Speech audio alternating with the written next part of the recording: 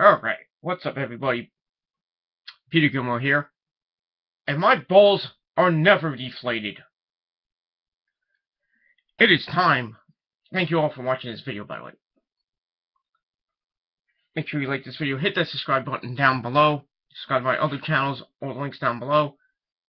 As usual, follow me on Facebook and follow me on Twitter at Gilmore Inc. That's INC in capital letters. Alright, hope everybody had a great Friday.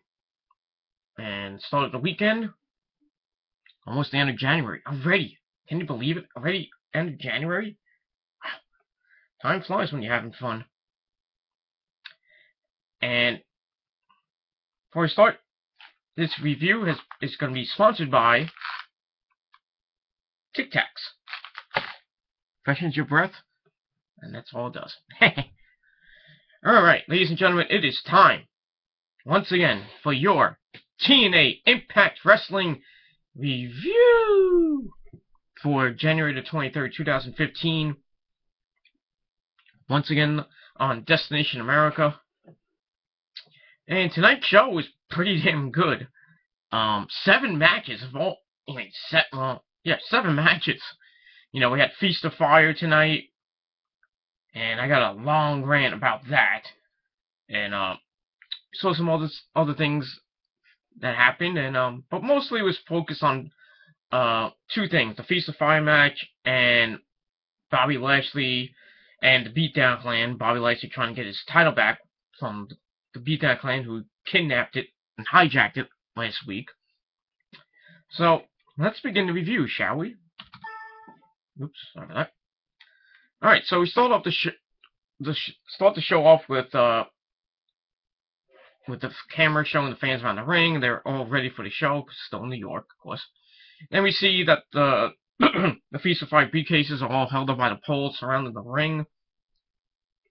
So we get a video package telling us what Feast of Fire is all about. And we all know that one briefcase has an X Division title, another one has a tag title shot, a third one has a TNA World title shot, and another one has a pink slip, which means you're fired. So we see Gunner come down the stage and into the ring with the other stars already inside the ring. And then the American Rules, Eddie Edwards and Davey Richards come out. Magus and Brom come out after them. And then the greatest man that ever lived, Austin Aries, comes out in his cape. And he enters the ring. So we get to the first match of the night. Feast of Fire, which has the Bromance, Jesse Gardner, DJ Z, and Robbie E. Sam Shaw, Crazy Steve, Brom, Gunner, Rockstar Spud, Davey Richards, Eddie Edwards, Magnus, and Austin Aries. So we see a split screen with Taz and Josh Meadows at their announce room. That was probably somewhere in the bowels of the Manhattan Center. And so the match starts. Robbie E's trying to secure a briefcase. Crazy Steve pulls him down. Steve goes up the corner, but Velvet Sky gets on the apron and distracts him with her hot ass. But he doesn't care, and he continues. And then, so Velvet climbs the corner and blows Crazy Steve a kiss. Robbie grabs Steve from behind and throws him back off the thing. And then Velvet Sky climbs the corner, grabs the briefcase for Robbie, which is briefcase number 2. So he gets a briefcase now, with the help of his girlfriend. Not real life, but thankfully not that, but where is it? And she gives it to him. So they walk up the ramp, and then as they run, as Crazy Steve tries to catch up to them. So Rockstar Spud's climbing another corner. He goes to reach for a briefcase. Jesse Gardner hits him from behind. And then Jesse rips into the corner. He runs, but Spud kicks him in the face. He climbs the corner, but can't reach it. And Jesse grabs him and drops him down face first onto the top turnbuckle, snake eyes. But Spud gets up, hits Jesse right in the face, and he runs him, but Spud moves, and Jesse goes shoulder first into the ring post. Ouch. And then DJ Zima Ion runs to him, but he hits him with a back body drop, and DJ Z goes over the top rope to the outside. And then the Wolves run to Spud, but Spud pushes the ropes down, and they go over the top rope. And Magnus grabs Spud, and Braum goes to punch him, but Spud moves, and oops! Magnus hits Braum by accident. We'll get to that later. And both leave the ring. Spud goes to climb the corner, but Sam Show crawls up behind and knocks Show off the top rope. Actually, and attacks Spud, excuse me. He tosses him across the ring, and then he climbs the corner, but then Gunner enters the ring and knocks Show off the top rope. Austin Aries attacks Gunner, and they go outside. And Spud goes to another corner, and he jumps on top of Shaw. He grabs briefcase number 4. So he has his own briefcase, which is I'm very happy about. He's all happy. He's like, yay! No, look, Madam Carter, I got the briefcase! Whatever. So, he runs to the back, and we see DJZ climb a corner for a briefcase, but Aries knocks him down. And then Aries climbs, but Jesse Goddard knocks him down. He falls to the outside. And then Angelina Love gets on the apron and gives Jesse a kiss. I think that we're going out in real life, but I think she can do better. Angelina, call me. And he turns and the Wolves are there. They lift him up and Eddie kicks him in the chest. And Jesse rolls out of the ring. They go for a double suicide dive, but Angelina Love gets on the apron, turns around, shakes her hot ass. Which distracts him, and then DJZ enters behind them, but they grab him and toss him over the top rope on everybody else that was outside the ring. And then Austin Aries enters the ring. He goes for the suicide dive under the first rope, but he's like, nah. He's like, up to the top turnbuckle, and gets briefcase number 1. So there's only one case left. I wonder what case that is. Braum and Gunner enter the ring, and they start fighting. And Gunner hits an elbow to Braum. He falls down. Gunner climbs the corner. Braum stops him. And then Braum climbs the corner, but Gunner grabs him as he climbs to the corner and starts headbutting him. And then Gunner grabs Braum on the top, but Magnus comes behind, hits him with a powerbomb. So they do a Tower of Doom spot. Then Magnus climbs the corner. He grabs the last briefcase number 3, I believe. So he holds the briefcase outside the ring, and Braum launches on, and he is pissed. And that was it. So, an interesting Feast of Fire match. So, I gave it 3.25 out of 5 stars. Alright, after that, we see a camera backstage. It shows Lashley climbing some steps. And the cameraman asks Lashley what he's going to do about MVP taking his belt last week. Lashley says he's going to ring and get it back. So, we'll see if Lashley gets his belt back tonight. So, I gave that 3 out of 5 stars. Alright, then we get a replay showing who won the briefcases of Feast of Fire, and I don't know why they kept doing this. I just want to remind us, I guess. So that leads to a cameraman backstage with Magnus. Magnus is all happy about his briefcase. He says he is great under high-pressure situations. And then Braum comes behind, turns Magnus around, and he's all pissed. He's like, "You stole my briefcase, son!" And Magnus tells him to grow up, as he was the one who got him a job here. Well, he kind of did. And he says, it's every man for himself. It's the Royal Rumble. No. And then Braum starts to blow up, and he shoves Magnus. But before they start going at each other, officials come in and hold Braum back as Magnus smirks. So I gave that 3.25 out of 5 stars. So it looks like they're kind of teasing Magnus versus Braum. You know, Magnus might be turning face again, which kind of sucks. You know, well, Braum turning face, which even sucks even more. But maybe, you never know. Now that Magnus has his briefcase, you know, we'll see what happens. I'm not going to spoil it yet, but you know what I mean. Alright, so I get a 3.25 out of 5 stars. Alright, after that, we hear the music of Lashley comes out to the ring, and we see a video playing of what happened last week with the Beatdown Clan, how they formed 2 weeks ago, and how he stole the TNA World Title, and it says it belongs to the Beatdown Clan, but Lashley isn't about it. And MVP didn't want to leave on hostile terms, so he gave Lashley a hug and kiss. Gay. But then MVP and his group attacked Bobby Lashley, and they took the belt. So Lashley grabs a mic, and he's like, "Bring me title now." You know how Lashley can't really cut promos, you know.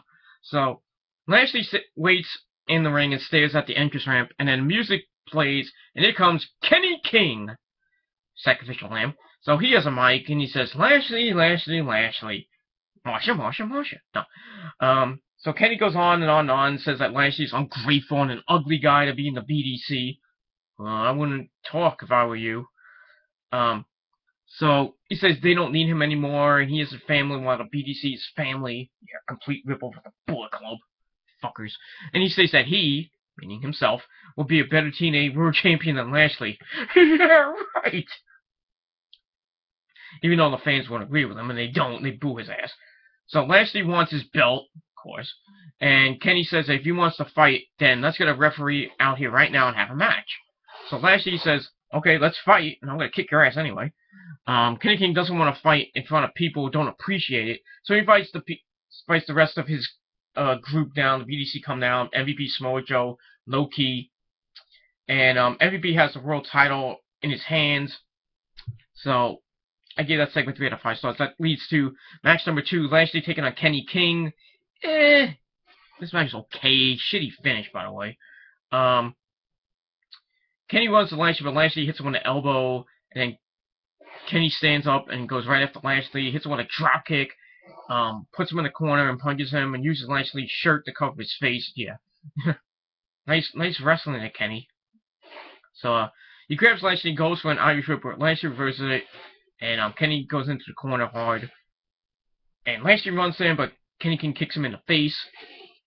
And he climbs the corner, but Lashley grabs him and tosses him outside, and he falls onto the rest of the beatdown clan. So Lashley exits and gets Kenny back in the ring, goes in the corner, and Lashley runs and does a huge shoulder block into the corner. Then he hits a tremendous vertical suplex. Yeah, wasn't that tremendous? Then he grabs Kenny, smashes his face into the top turnbuckle. Beal hits a Beal or across the ring, and Kenny's like, "Ah, my back, my back!" And Lashley then goes after Kenny, but Kenny does a chop block and chokes Lashley on the top rope, and getting some control back. He does a springboard, but Lashley moves out of the way. As Kenny turns, Lashley runs into the ropes, hits a spear, and he covers, and he gets 1, 2, but the beatdown clan enters and attacks Lashley, causing disqualification. And so I give that 3 out of 5 stars. Afterwards, they assault him, and MVP grabs the mic. Joe and King lean Lashley up, and MVP says, "If you want this belt, you're gonna have to take it from me, and we're gonna do it on the streets of New York in 10-degree weather." And he says he'll be waiting for him. So we'll see what happens from there. So match, like I said, it was okay. The finish sucked, so I gave it 3 out of 5 stars. Alright, then we get another replay showing what happened if Feast of Fired. We didn't really see it. And after that, we see Jessica Havoc walking in the back. And after that, we see a replay of what happened moments ago of the Beatdown Clan attacking Lashley, and MVP challenging Bobby Lashley to a New York City street fight on the streets of New York City outside the Manhattan Center. So after that, we see a video package showing what Awesome Kong is all about. And they show her toughness and her talent, and she's easily one of the most destructible knockouts in TNA history. That's true. And if not the most destructive. So Havoc's music plays, she comes out, she walks down the ramp, goes to the ring. So she's taking on Gail Kim, but before the bell rings, Havoc meets her as she runs up the ramp for a clothesline, but Gail ducks. They turn to each other, Gail kicks her in the chest. Oh, don't miss the movies. And Havoc falls off the ramp. Ouch. She hits into the guardrail and then walks into the ring. And Gail continues to attack. Havoc gets in the ring. Gail climbs the corner, so the match officially starts match number 3. And this match was okay. It wasn't great. I mean, Jessica Havoc and Gail Kim reuniting their feud, if you will. And Havoc beat her for the TNA title. So Gail jumps off of a flying crossbody, hits Havoc with it. She covers, but Havoc kicks out. And both get up. Gail hits a backbreaker. Oh, actually, Havoc grabs Gail, hits a backbreaker, gains control. Havoc chokes her with her boot. And Havoc kicks her in the gut. And she runs her and smashes her. She then chokes her on the second rope. Grabs her cape that she wore to the ring and chokes Gail with it. The referee grabs it and gets rid of it, and Gail stands in the exchange kicks. Havoc then grabs Gail for a bear hug and then drives her down to the mat. That bear hug, chicken wing thing. Ugh. She covers, but Gail kicks out. showing her toughness. Then Havoc puts Gail in the corner and continues her attack. Gail gets out of the corner, hits forearm shots to Havoc's head, and then Havoc backed up to the rope. She comes forward. Gail hits her right in the face with her knee. A huge running knee, I should say. And Gail's on the apron holding her face in pain. I wonder why. Havoc goes to grab Gail, but she kicks Havoc in the face. Then Havoc exits the ring, goes right after Gail on the apron with constant punches. And she turns and goes to grab the ring bell, but referee Stifler stopped her, and Havoc got all pissed and shoved him down, and Stifler calls for the bell, causing a disqualification. No. So again, the match 2.25 out of 5 stars. Afterwards, Havoc grabs Gail Kim on her shoulders and drops her face first. Yes, I said face first onto the ring bell. Whew! Ouch! And Gail's knocked out at this point. Havoc grabs her, rolls her back in the ring, and the referee tries to stop her again, but she chases her away. And she tries to hit the choke slam, but the lights go out, and Kong's music hits. Lights come back on, Kong's in the ring, and they have a stare down, and then Havoc's like, puny Kong, and they start fighting, but Kong no-sells in, and she starts going, Kong, and Havoc runs the ropes and runs into her, and she starts stumbling back into the ropes. Kong clotheslines her over the ropes, and Havoc's all pissed off, and Kong just watches from the ring. So I really like where this is going.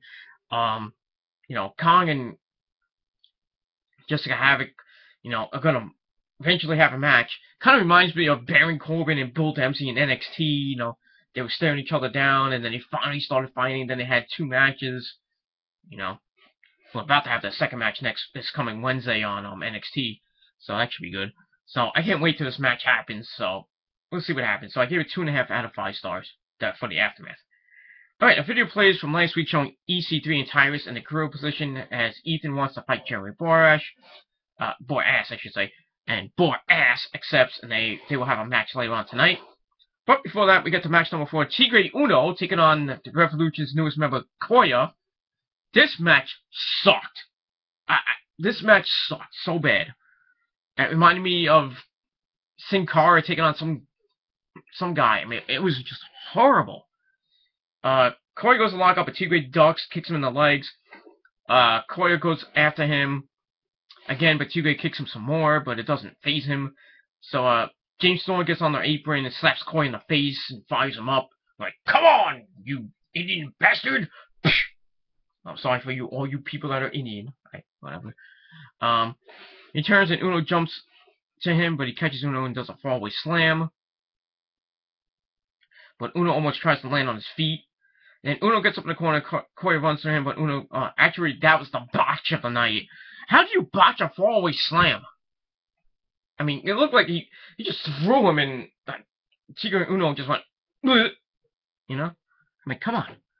So Koya runs to him, Uno moves out of the way. He runs the ropes, but Koya lifts him up and hits the low down, or the sky down, whatever you want to call it. He covers, and it looked like Tigre and Uno's shoulder was up, but the referee pinned him.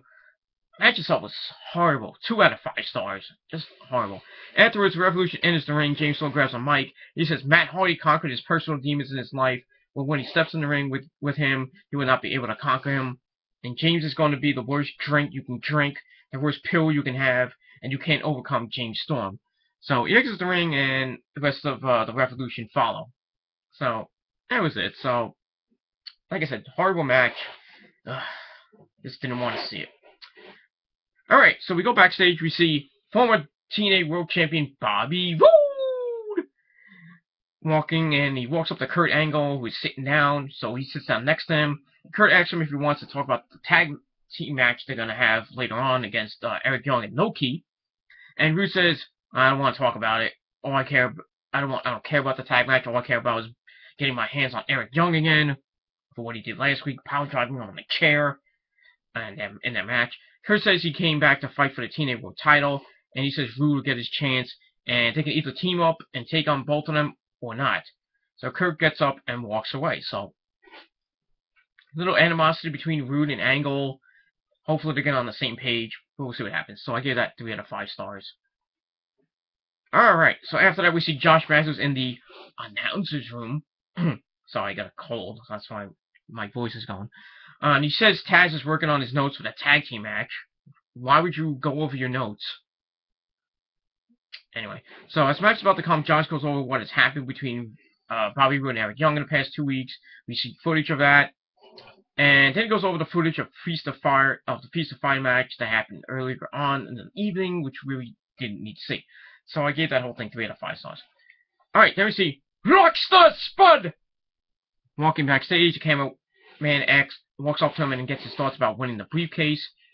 Spud says when he first came into the company, he did everything he could for the Carters.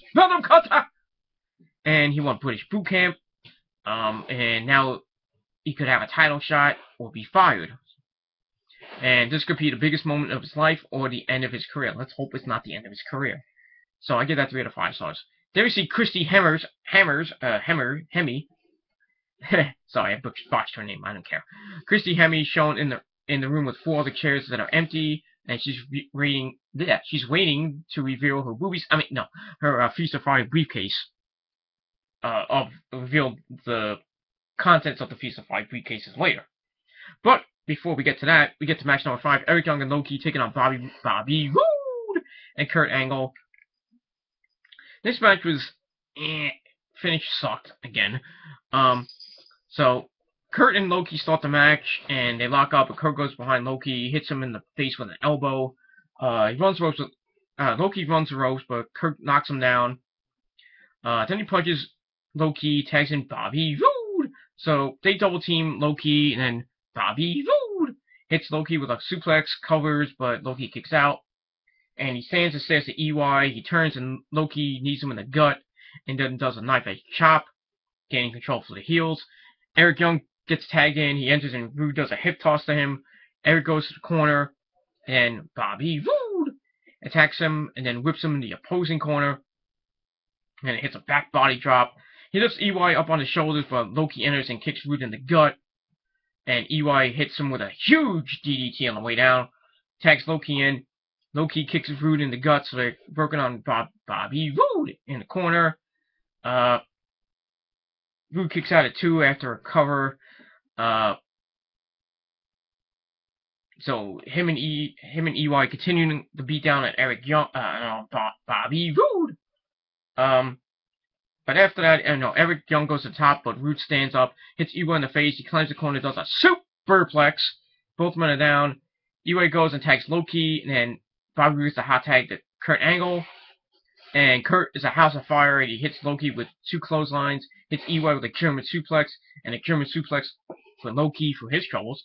He tosses Eric Young out of the ring, and he hits Low Ki with the angle slam. He goes for the ankle lock, but Eric Young comes in and attacks Kurt from behind. Bobby Roode comes in, goes after EY. EY exits the ring. Roode turns and applies the crossface, or the crippler crossface, whatever you want to call it, to Low Ki. Eric Young comes in with a chair from ringside and gets on the apron, but Kurt attacks him.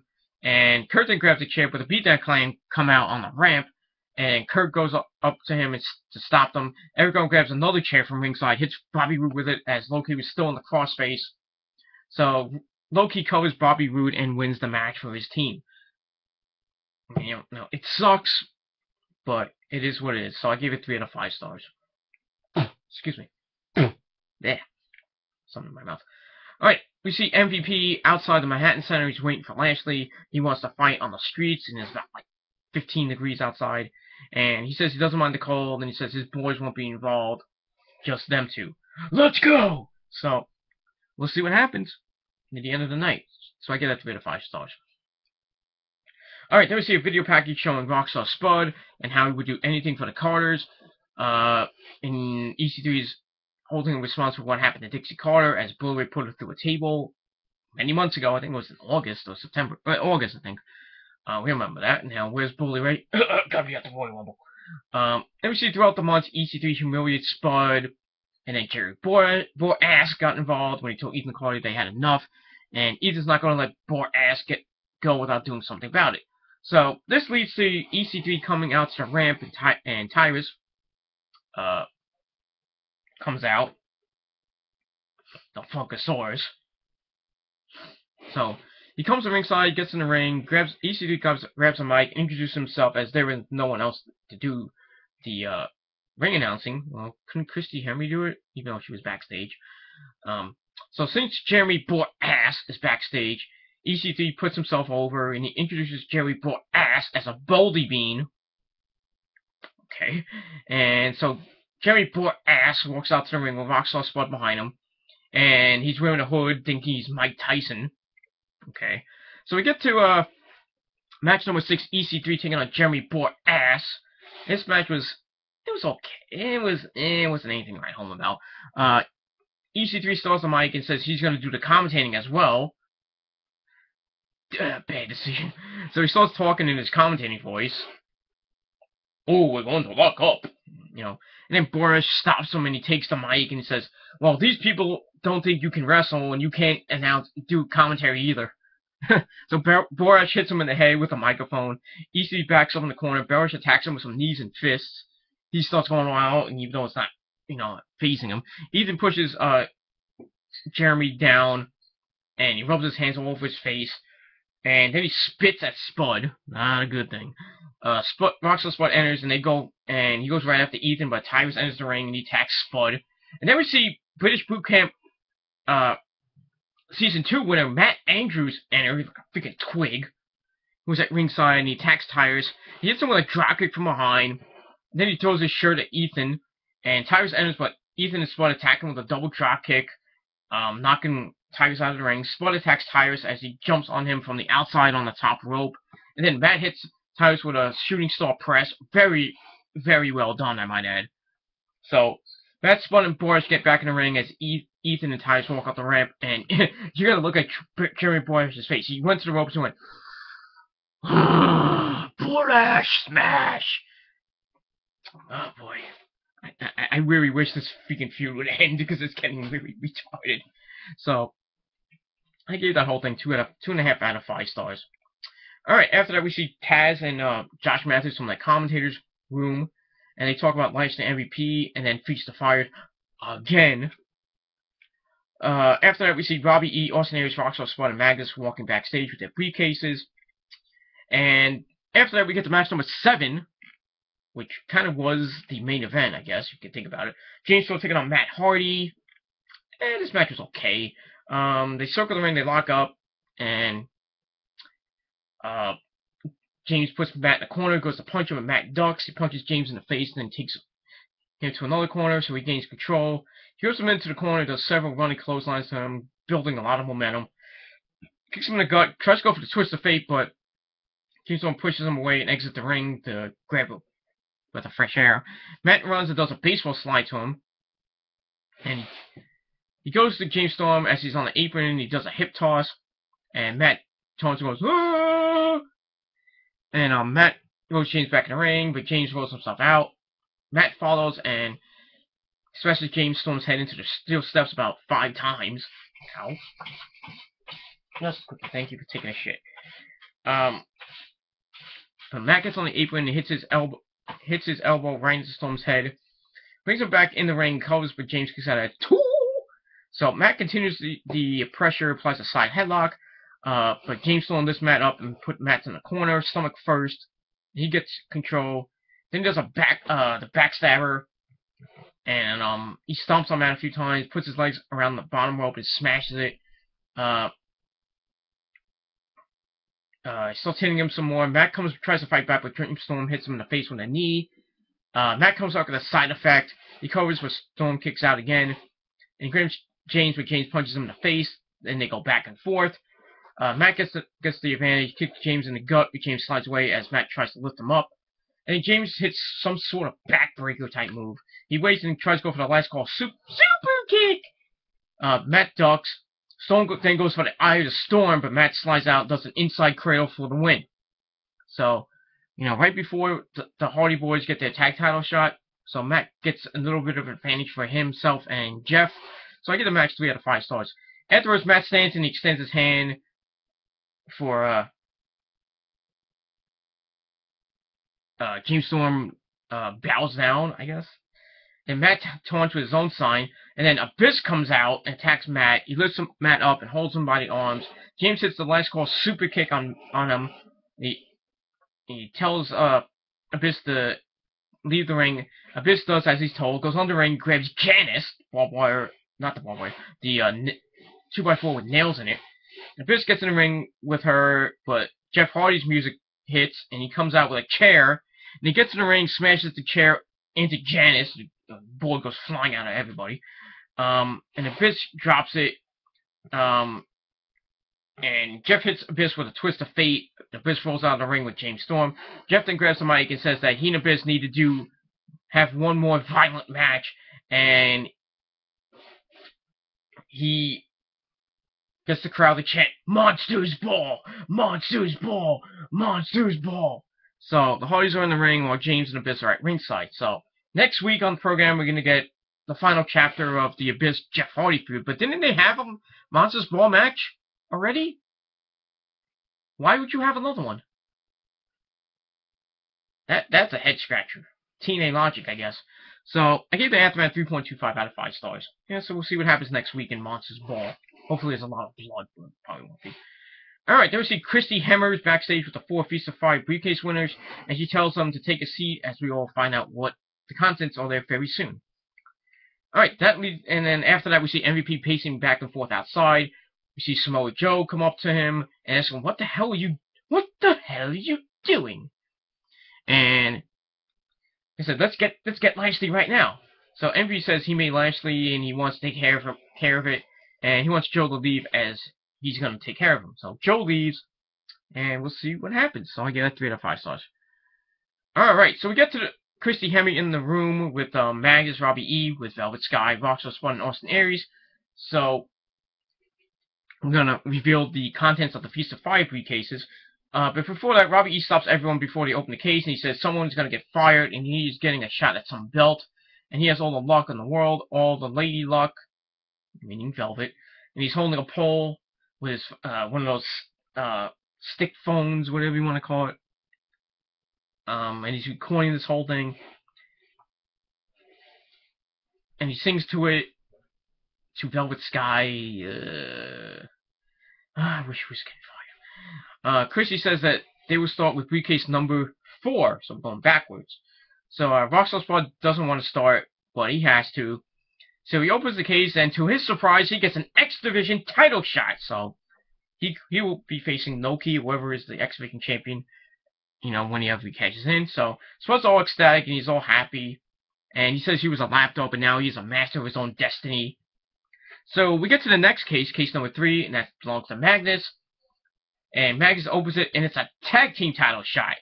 So he's all happy, and he's glad to be back in the tag team division. So could it be Braun and Magnus getting a tag team title shot? We'll see what happens.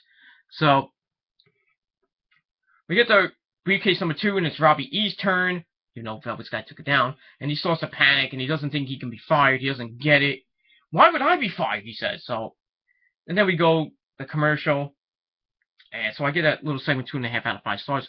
Then we see a split screen. It shows MVP outside and Lashley walking down a set of stairs. So they're getting ready for their New York City street fight. But we go back to Feast of Fire. We see Austin Aries and Robbie E. One of these 2 men will be fired. Hopefully it's not Austin Aries. So Robbie is so stressed while Austin is cool, calm, and collected as a cucumber. So Robbie E says he feels so stupid in grabbing this briefcase. And he says, well, I didn't grab the briefcase. Velvet did, so it's Velvet's briefcase.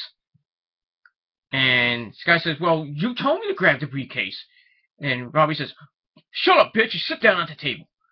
So, tells her to open it, so Sky opens it, and she's like, oh my god.